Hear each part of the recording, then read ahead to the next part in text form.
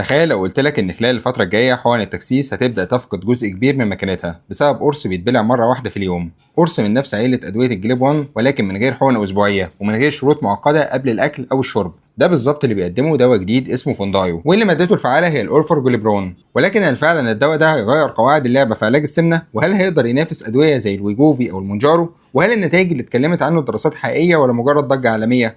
والاهم، هل هو مناسب لاي شخص عايز يخس ولا ليه شروط ومخاطر لازم تعرفها؟ في الفيديو ده هنراجع كل الدراسات والمعلومات الرسميه وهنعرف مميزاته وعيوبه، وهل هو فعلا مستقبل ادويه انقاص الوزن ولا لا. في البدايه كده خلينا نعرف، هل الفوندايو ده اسم حقيقي ومعتمد؟ ايوه، اسم الفوندايو صحيح، وده الاسم التجاري لماده الاورفورجليبرون واللي من انتاج شركه ليلي.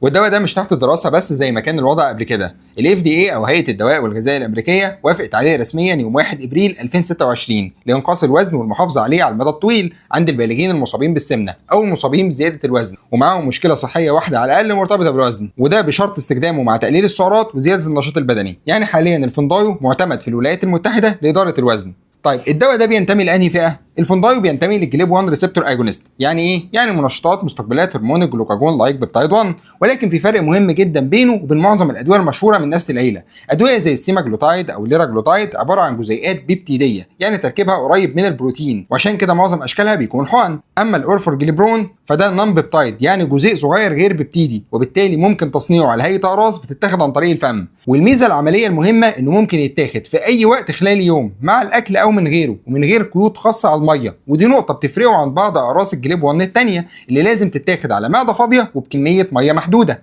طيب الفوندايو بيشتغل ازاي؟ لما بناكل الجسم بيفرز هرمون اسمه جلوكاجون لايك بيبتايد 1. الهرمون ده بيوصل رسائل لاكتر من مكان في الجسم. اولا بيساعد البنكرياس يفرز الانسولين لما مستوى السكر يكون مرتفع، يعني تاثيره على الانسولين بيعتمد بدرجه كبيره على وجود ارتفاع في السكر، وده بيقلل احتمال حدوث هبوط سكر لو الدواء اتاخد لوحده. ثانيا هو بيقلل افراز هرمون الجلوكاجون، وده هرمون بيخلي الكبد يطلع جلوكوز في الدم.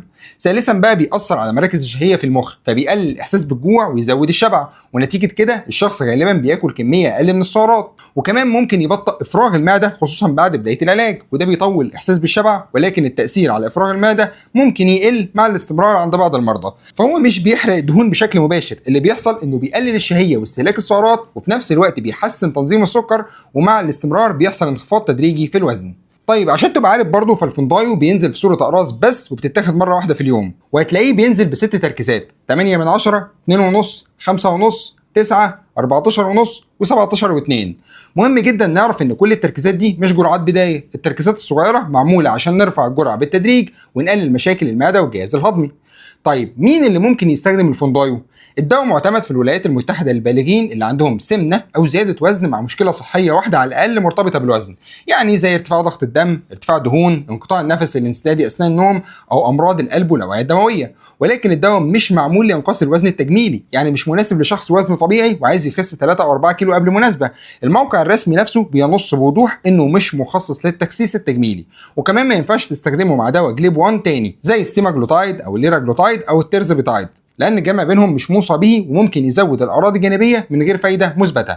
طيب عرفني بقى الجرعات وطريقه الاستخدام. جرعة البداية بتكون 8 من 10 مللي جرام مرة واحدة يوميا، وبعد 30 يوم على الأقل بنزود الجرعة ل 2.5 مللي جرام مرة واحدة يوميا، وبعد 30 يوم إضافيين على الأقل بنزود الجرعة ل 5.5 مللي جرام مرة واحدة يوميا.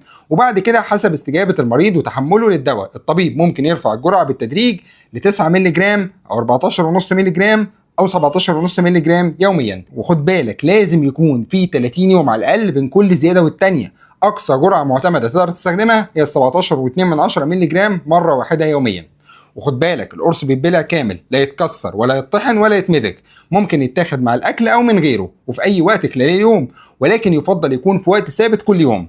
طب لو نسيت الجرعه خدها اول ما تفتكر، ولكن ما تاخدش جرعتين مع بعض. ولو فاتتك 7 جرعات متتاليه او اكتر لازم ترجع للطبيب، لانك ممكن تحتاج تبدا تدرج الجرعه من مستوى اقل عشان نقلل اعراض الجهاز الهضمي. طيب كلام جميل، هل الدواء ده بيعمل نفس الاثار الجانبيه بتاعت العيله دي؟ خلينا نعرف. اشهر الاعراض الجانبيه مرتبطه طبعا بالجهاز الهضمي، وخصوصا اثناء فتره رفع الجرعه، واكتر الاعراض المشهوره هي الغثيان، الامساك، الاسهال، القيء، عسر الهضم، الم البطن، الانتفاخ، الغازات، الحموضه والتجشؤ. كمان ممكن يحصل صداع، تعب او تساقط شعر عند بعض الاشخاص. اما بالنسبه بقى للاعراض الاخطر رغم انها ما بتكونش مشهوره قوي، ممكن يحصل منه التهاب بنكرياس، مشكله في المراره، الجفاف اللي ممكن يؤدي لتاثر الكلى، والحساسيه الشديده، ومضاعفات الشبكيه عند بعض مرضى السكر خصوصا لو السكر اتحسن بسرعه. اما الهايبوجلايسيميا او هبوط السكر فاحتماله بيكون قليل نسبيا لو الدواء مستخدم لوحده، لكنه بيزيد لما بنستخدمه مع الانسولين او ادويه السكر من آلة السلفونيل يوريا مثلا، وساعتها الطبيب بيحتاج يقلل جرعه الادويه دي. طيب ايه بقى موانع استعماله او مين الناس اللي ما ينفعش يستخدموه؟ الفوندايو ممنوع لو الشخص او حد من عيلته عنده تاريخ للاصابه بسرطان الغده الدرقيه النخاعي المعروف باسم الMTC، او عنده متلازمه المين2، وكمان لو حصلت حساسيه شديده منه او اي مكون من مكونات الدواء وقتها بيكون ممنوع. كمان الدواء مش موصي بيه في حالات السيفير جاستروباريسيس، ودي حاله بتكون حركه المعده بطيئه جدا او شبه متوقفه، فالاكل بيفضل موجود في المعده لفترات طويله وساعتها بيكون ممنوع. اما بالنسبه للحمل فالدواء بنوقفه لما بنكتشف الحمل، لان فقدان الوزن اثناء الحمل مش ليه فايده وممكن يسبب ضرر للجنين والبيانات البشريه لسه محدوده. وخد بالك ان تاخير افراغ المعده بيأثر على امتصاص بعض الادويه اللي بتتاخد بالفم زي مثلا حبوب منع الحمل، عشان كده المراجع بتنصح باستخدام وسيله ثانيه غير الاقراص. وفي حاله القصور الكبدي الشديد الدواء غير موصي بيه. اما مرضى الكلى فالمشكله الاساسيه بتكون خطر الجفاف بسبب القيء او الاسهال، عشان كده لازم نتابع وظائف الكلى لو في اعراض مستمره. طيب من الاخر كده يا دكتور، هل فعلا الفوندايو هو مستقبل ادويه انقاص الوزن؟ بصراحه هو جزء مهم جدا من مستقبل ادويه انقاص الوزن، لكنه مش نهايه القصه.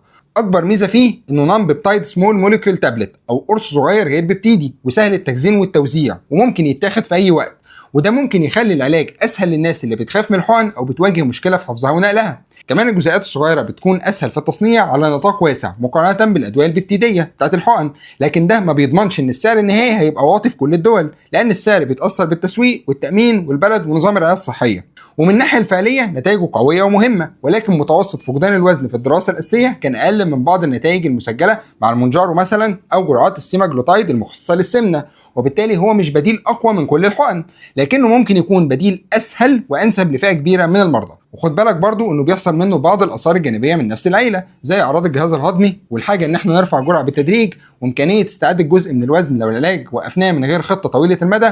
والخلاصه ان الفوندايو مش الاقوى بالضروره في رقم فقدان الوزن، ولكن ميزته الاساسيه ان احنا ممكن ناخده كاقراص يوميا من غير شروط مرتبطه بالاكل. وفي النهايه الفوندايو واحد من اكتر الادويه اللي لفت انتباه الاطباء والباحثين في الفتره الاخيره، لانه بيجمع بين فعاليه ادويه الجليب 1 وسهوله انه بيتاخد كقرص يومي. لكن لازم تفتكر ان اي دواء لانقاص الوزن او علاج السكر لازم يكون تحت اشراف طبي، لان اختيار العلاج المناسب بيختلف من شخص للتاني حسب حالته الصحيه والادويه اللي بيستخدمها. لو عجبتك الحلقه ما تنساش تعمل لايك، تشترك في القناه وتفعل زر الجرس عشان يوصل لك كل جديد، والملف الخاص بالحلقه هننزله على قناه التليجرام، لينك التليجرام هتلاقوه تحت في الديسكربشن. وفي النهايه سبحانك اللهم وبحمدك اشهد ان لا اله الا انت استغفرك واتوب اليك، والسلام عليكم.